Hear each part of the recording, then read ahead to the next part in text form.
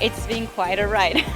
It's been pretty hard too, but I'm enjoying it a lot. I train a lot for this, and I was waiting for this season to go as it is going right now, and I hope it just gets better.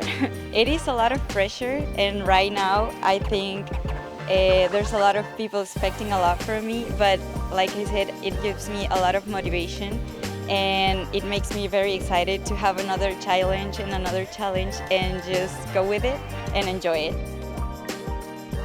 I really like this triathlon because this was my first World Cup ever 2 years ago, and last year I started my Olympic cycle here, and it makes me very excited to see the Mexican people cheering for us because it's the best crowd in every competition, and I think it will be very exciting to see all the girls, all the strong girls out there fighting for the podium, and I hope I can be there too. Huatulco is a combination of things for me. It's definitely the most relaxed World Cup, which kind of coincides with my behavior a little bit better. It's a pretty chill, laid-back environment, so that's nice. Plus, a stinking hot race definitely helps me, and a race where there's a little bit more tactics. There's always tactics in this race rather than just going full gas the whole way. So I think those three things combine to make it a good race for me.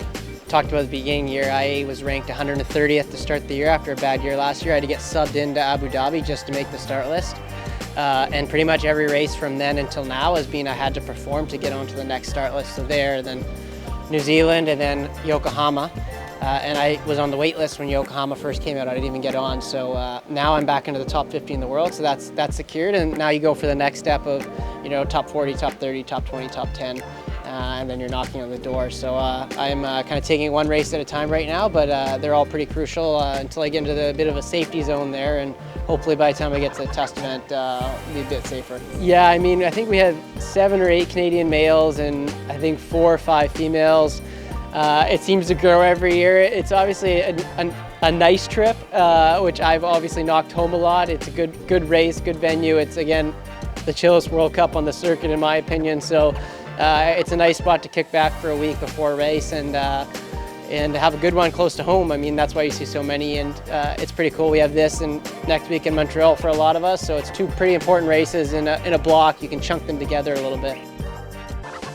It's been really good. I've been making progress in every race, which is exciting, and just really getting used to this new life on the road and training and racing with having a baby and also wanting to be an elite athlete still. So we're figuring that out step by step, but it's been really nice doing all these races and feeling like we're headed in the right direction. Every event means a lot to me right now. I'm in a hunt for points so that I can get onto the start lines for the Paris test event and the grand final for this year, because those are USA's first 2 Olympic qualifying races, and so I'm just trying to gather as many points as I can, but also just being able to work through the race and have more races. I didn't race for a long time, so now it's still figuring out how to race again and dust off those cobwebs and get back to myself. The course is challenging, and also just the location has its challenges with the heat and humidity.